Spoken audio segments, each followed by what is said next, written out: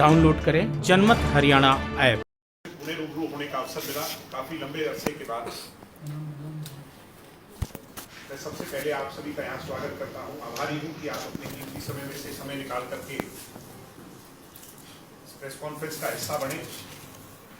सम्मानित साथियों, राजस्थान की भूमि से हमारा पारिवारिक और राजनीतिक रिश्ता आज का नहीं, 4 पीढ़ी का। जैसा कि आप सब परिचित हैं, युग पुरुष जननायक स्वर्गीय चौधरी देवीलाल जी का एक अटूट रिश्ता जब तक वो रहे राजस्थान की भूमि से रहा। देश के उप प्रधानमंत्री पद के सुशोभित, जब उस पद को सुशोभित वो कर रहे थे, तब भी राजस्थान के हमारे सीकर से सांसद थे।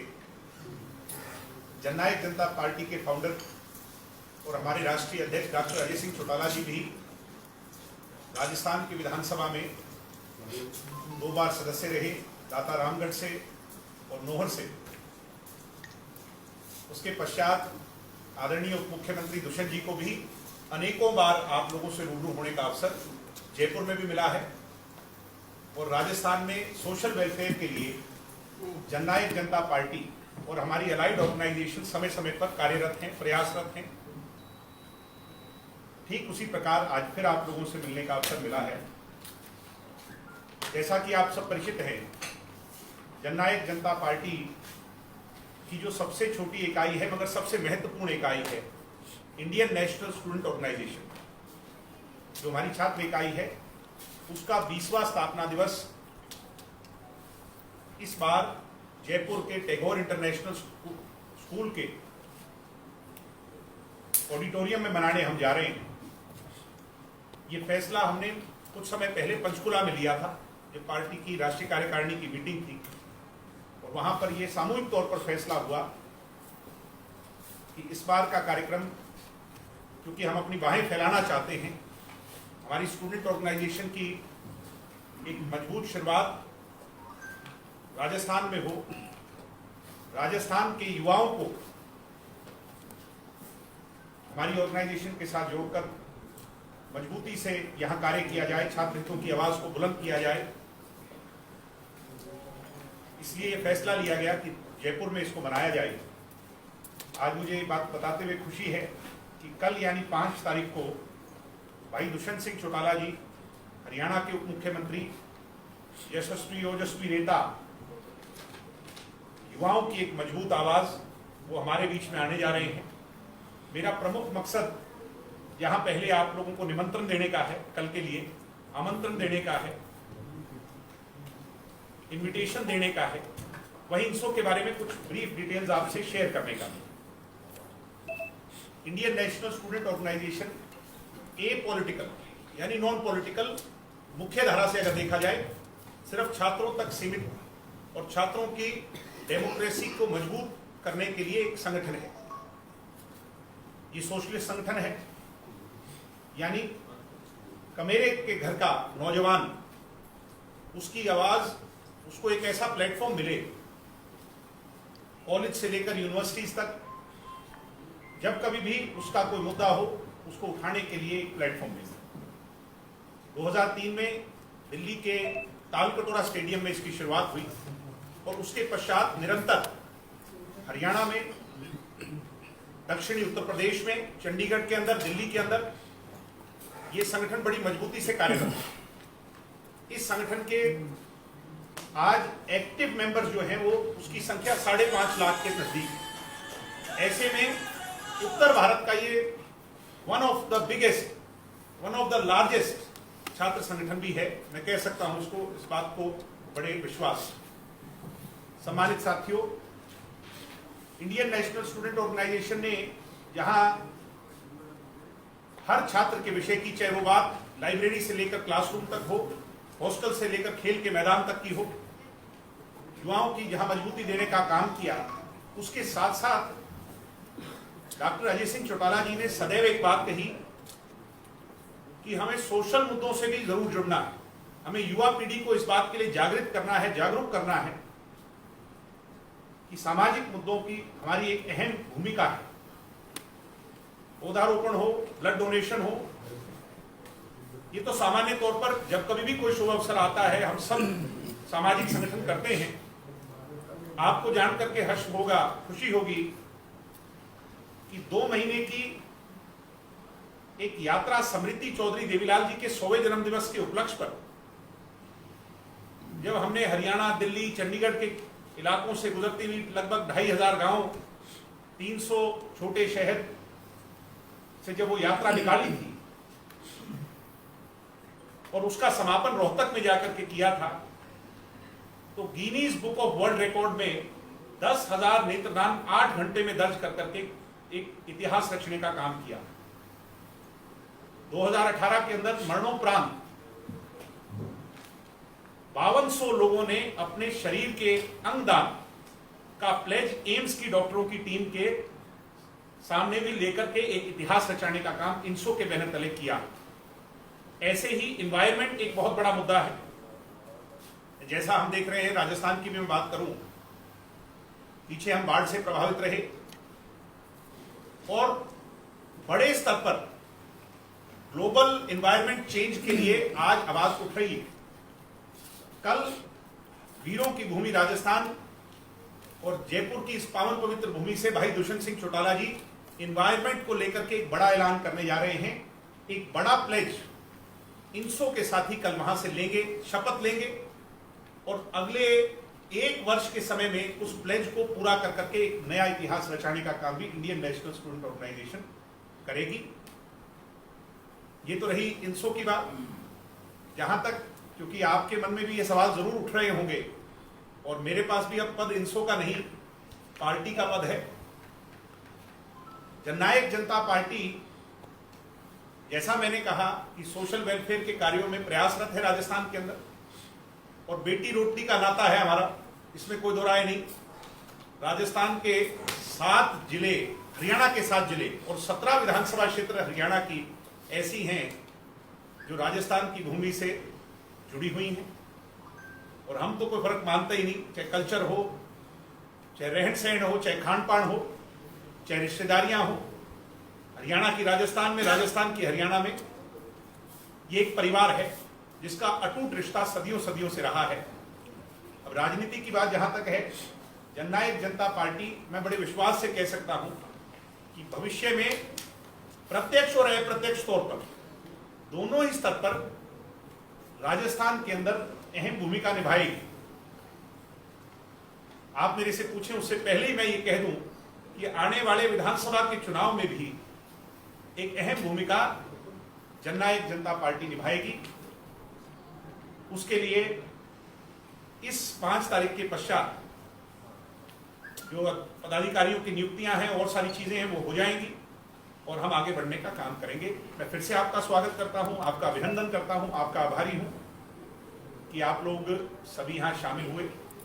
और मैं समाप्त करूं उससे पहले इस प्रेस कॉन्फ्रेंस के पश्चात, आपके सवाल लेने के पश्चात, आपको मैं लंच के लिए इनविटेशन देता हूं, भोजन के लिए इनविटेशन देता हूं। आप सबका बहुत बहुत धन्यवाद। जय हिंद, जय भारत। दिग्विजय सिंह, मेरा सवाल यह है आपसे कि आपकी संस्था अभी तक जो आपने बताए हो, ये तो सभी संस्था कर, कोई अधूरा नहीं कर।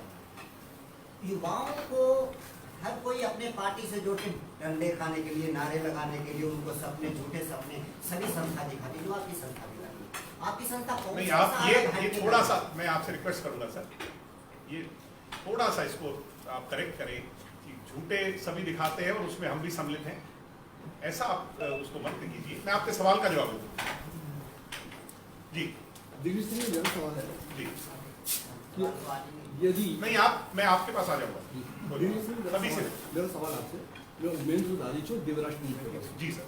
मैं ये जानना चाह रहा हूँ कि यदि आपके परिवार में कुछ मतभेद नहीं होते, अलग अलग दल नहीं होते, तो शायद दुष्यंत सिंह जी वहाँ के CM होते, है ना? क्योंकि आपकी जो वोटों का विभाजन हुआ, वहाँ बीजेपी को लाभ मिला और बाद में आपको NDA में शामिल होना पड़ा। तो इन सब चीज़ों का यदि पारिवारिक एकता की वजह से यदि आपको नुकसान हुआ है, इसके बारे में क्या कहना? नंबर 1। इसके अलावा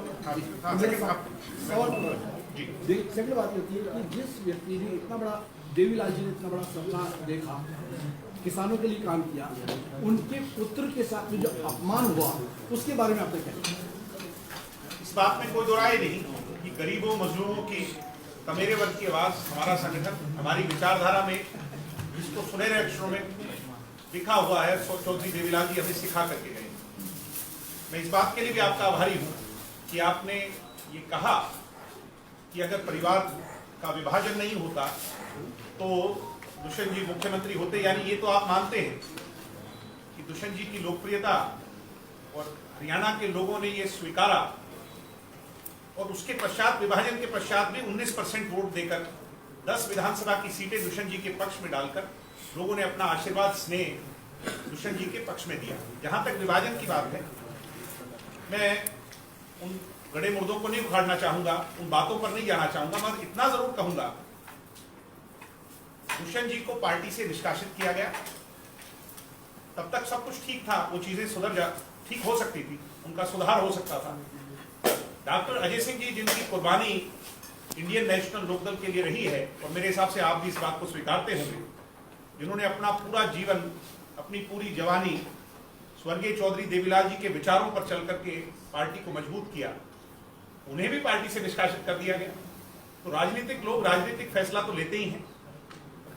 दुष्यंत जी ने डॉक्टर अजय सिंह जी के कहने पर राजनीतिक फैसला लिया, और राजनीतिक फैसले से अब पीछे नहीं, हम आगे बढ़ने वाले लोग हैं, आगे बढ़ रहे हैं। भविष्य में कोई संभावना एक होने की संभावना सदैव बनी रहनी चाहिए। आपका प्रयास रहेगा? हमारा सदैव सकारात्मक प्रयास था, है और रहेगा। हम अपने बुजुर्गों का आदर मान सम्मान, आपका भी, आप बड़े हैं, और सभी का जो हमारे से बड़े हैं उनका आदर मान और सम्मान, उसमें कभी कोई कोताही, कभी कोई कमी नहीं है। कुछ साल पहले राजस्थान में आईएनएलडी का हुआ सर, रोहित हुआ था, चुनाव भी लड़े थे जी सर। तो क्या आप माने कि बीजेपी है वो नए अवतरण में राजस्थान में आई है, और जब आप लोग आते हैं तो ऐसा लगता है, हाँ, ऐसा आभास मिलता है सर, राजनीति का आभास मिलता है। तो एक समाज या एक वर्ग के आप जो है वो रिप्रेजेंट कर रहे हैं, और उन वोटों के भरोसे आप। सर, मैं आपकी बात से बहुत हद तक सहमत हूं कि हमारी पुरानी पार्टी पर यह छाप थी कि हम किसान कमेरे तक सीमित रह जाते हैं, और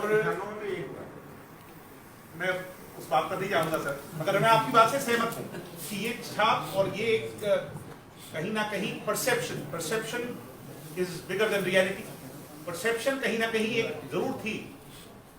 मैं ये कहता हूं, दुष्यंत जी का आप 5 साल का जो 2014 से लेकर 19 तक का काम देखिए, उनका जो एक सबसे नौजवान सांसद वो इस देश के बने, और उसके बाद जो उनका प्रयास रहा लोकसभा के अंदर, और उसके बाद जो उनका पूरा का पूरा काम टेन्योर रहा है विधानसभा के अंदर as a deputy chief minister, मैं बड़े विश्वास से कह सकता हूं सर कि आप इस बात को स्वीकारेंगे कि दुष्यंत जी एक वर्ग तक सीमित नहीं, एक जाति तक सीमित नहीं। दुष्यंत जी 36 बिरादरी के नेता हैं और हर वर्ग के नेता हैं, और मुझे खुशी होती है सर ये बात कहते हुए कि आज जननायक जनता पार्टी निकाय चुनाव में स्कोर कर रही है। जहां हमारे खाता नहीं खुलता था, निकाय चुनाव में लोग जननायक जनता पार्टी को अपना आशीर्वाद दे रहे हैं, यानी शहरों के अंदर अर्बन वर्ग, व्यापारी वर्ग दुष्यंत जी को अपना आशीर्वाद दे रहा है। वो प्रोग्रेसिव नेता है, सबको साथ लेकर के चलते हैं, और इसीलिए युवा देवीलाल जी की छवि, यानी चौधरी देवीलाल जो सबको एक माला में मोती पिरोते थे, आज दुष्यंत जी से वो उम्मीद करते हैं। और मुझे लगता है कि अभी बहुत लंबा सफर है, अभी तो शुरुआत है सर। दुष्यंत जी को बहुत कुछ करना है, हर वर्ग के लिए करना है, और उनका जो विजन है उससे मेरे हिसाब से हर वर्ग हरियाणा में तो कम से कम सहमत। एक छोटा से जुड़ा हुआ है सर, वो ये है कि आपका हस्बैंड 300 का कार्यक्रम ऐसे समय में हो रहा है जब यहाँ छात्र चुनाव, तो आपकी सुरक्षा है कि आप अपने प्रतिनिधि 300 के झंडे पे दिखा सकते हैं। सर, मैं आपकी जानकारी के लिए बता दूं, 2014 के अंदर, if I am not wrong Suresh ji, 2014 में हम यहाँ पर चुनाव लड़े थे, और बहुत इमेंस सपोर्ट हमें मिला। 4 कॉलेजों में हम चुनाव जीते भी। इसके साथ साथ बीकानेर में नौहर में और एक दो स्थान और हैं, मैं अभी शायद वो रिकॉर्ड मेरे पास नहीं है, वहां पर भी हमारे प्रतिनिधि जीत करके आए। यहाँ पर वो जीतने के बाद मुझे याद है कार्यक्रम में भी शामिल होने का मुझे अवसर मिला जब ऑफिस को करते हैं। तो ये तो सब तय ही है कि इंडियन नेशनल स्टूडेंट ऑर्गेनाइजेशन जो है प्रत्यक्ष तौर पर 2022 का चुनाव राजस्थान के सभी विश्वविद्यालयों में लड़ेगी, मजबूती से लड़ेगी। और उसके लिए तैयारी सर आज से नहीं, हम पिछले 1 वर्ष से कर रहे हैं। और उसी कारणवश आप देख रहे होंगे जहां जहां हमें जाने का अवसर मिला वहां पर बड़ी भारी संख्या में युवा इस संगठन से जुड़े।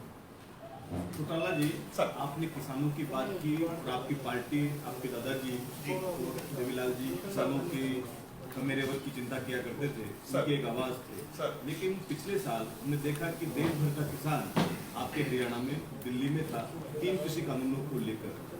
आपको भी प्रेशर था, आपकी सरकार भी प्रेशर था, कोई दुष्यंत जी अब रिजाइन करे या कुछ बोले, क्योंकि पूरे देश से एक आवाज आ रही थी कि कृषि कानून किसान के विरोधी है और किसान को खत्म कर देंगे। लेकिन आपकी पार्टी भी मौन रही और दुष्यंत जी भी मौन रहे।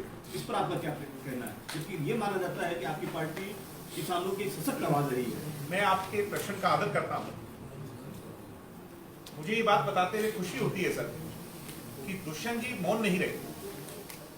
कई बार आवाज राजस्थान तक नहीं पहुंच पाती, वैसे तो आजकल सोशल मीडिया का जमाना है जी, हर बात हर तक जाती है, मगर मुझे ये बताते हुए बड़ा विश्वास है दुष्यंत जी ने जो प्रयास कृषि कानूनों में तब्दीली या उनको समाप्त करा जाए उसकी ओर जो प्रयास किए, और ना केवल हरियाणा तक सीमित रह करके किए बल्कि प्रधानमंत्री जी तक उसकी आवाज को बड़ी मजबूती से उठाया। अनेकों बार प्रधानमंत्री जी से मुलाकात की, केंद्रीय गृह मंत्री जी से मुलाकात की, भारतीय जनता पार्टी के राष्ट्रीय अध्यक्ष से मुलाकात की, और उसके साथ साथ जो सबसे महत्वपूर्ण कड़ी थी कृषि मंत्री, उनसे तो दुष्यंत जी का संपर्क मेरे हिसाब से हफ्ते दर हफ्ते रहा उस समय पर। और हमारी पार्टी का कोई भी पदाधिकारी, आप ये ऑन रिकॉर्ड है, मैं नहीं कह रहा, ऑन रिकॉर्ड है, और आजकल कुछ चीजें छुपती नहीं, सब चीजें रिकॉर्ड पर हैं। इतिहास गवाह है इस बात का कि हम पहले दिन से इस बात के पक्षधर थे कि इन कानूनों में तब्दीली होनी चाहिए। मगर परिपक्वता, मेच्योरिटी यहां नजर आती है। दीन बंधु सर छोटू राम जी कह करके गए हैं कि कई बार वो काम बाहर से नहीं हो सकता जो अंदर से हो सकता है। मुझे खुशी है, मैं ये नहीं कहूंगा कि दुष्यंत जी की वजह से रद्द हुए, पर मैं ये कहते हुए मुझे खुशी है कि दुष्यंत जी भी उन लोगों में सम्मिलित थे जिस वजह से कृषि कानून वापस हुए। एक सवाल ये उठता है कि जनता जजपा एनडीए में कब तक रहेगी, नंबर 1। और सेकंड बात यह है कि राजस्थान में जैसे कि आपने कहा कि हम नेटवर्क खड़ा करने के लिए आए, यहाँ क्या एनडीए से मिलकर लड़ेंगे या अलग लड़ेंगे? ये बड़ा अच्छा महत्वपूर्ण प्रश्न है सर, और मुझे उम्मीद थी कि आप मेरे से प्रश्न पूछेंगे। हम एनडीए का हिस्सा हैं और नेशनल डेमोक्रेटिक अलायंस में बड़ी अच्छी सरकार हरियाणा में चल रही है। जहां तक बात संगठन की है, राजस्थान के अंदर हम पहले अपने संगठन को मजबूत करें, और मैं ये मान करके चलता हूं कि आज वो स्थिति या वो स्टेज नहीं है जिस पे मैं इस बात का जवाब दे पाऊं कि हम किस गठबंधन में चुनाव लड़ेंगे, कैसे चुनाव लड़ेंगे, वो भविष्य के घर में। मैंने आपसे एक बात कही, प्रत्यक्ष है प्रत्यक्ष तौर पर एक अहम भूमिका जननायक जनता पार्टी की रहेगी, जिसकी शुरुआत हम कर चुके हैं। लेकिन जाट तो नाराज है खट्टर जी से, ये तो खट्टर साहब से पूछो सर। आप उनके साथ सर छात्र संघ चुनाव होने जा रहे हैं 26 तारीख को, छात्र संघ चुनाव में क्या भूमिका रहेगी, क्या किस हिसाब से आप? हाँ सर, बिल्कुल उतारेंगे। मैंने कहा प्रत्यक्ष तौर पर चुनाव लड़ेंगे। समय कम है, उसको देखते हुए क्या तैयारी? सब तैयारियां पहले से हैं। हम उन नौजवान साथियों में जो अच्छी लीडरशिप भविष्य में दे सकते हैं उनके संपर्क में हैं, और उम्मीद है कि अच्छे कैंडिडेट्स हम उतारेंगे। रिजल्ट्स क्या रहेंगे वो तो युवा साथियों ने तय करना है, मगर एक अच्छी भूमिका यहाँ पर हम निभाएंगे। चुनावों के पश्चात जब आपसे मिलना होगा वो आप जरूर शाबाशी देंगे कि इन्होंने एक अच्छा काम किया। राजनीति के आगे, राजनीति के पीछे, हर हलचल को जानने के लिए हमारे YouTube चैनल जनमत हरियाणा को लाइक करें, सब्सक्राइब करें, और अपडेट रहने के लिए बेल आइकन दबाना ना भूलें। देखते रहें जनमत हरियाणा, सच के अलावा कुछ भी नहीं।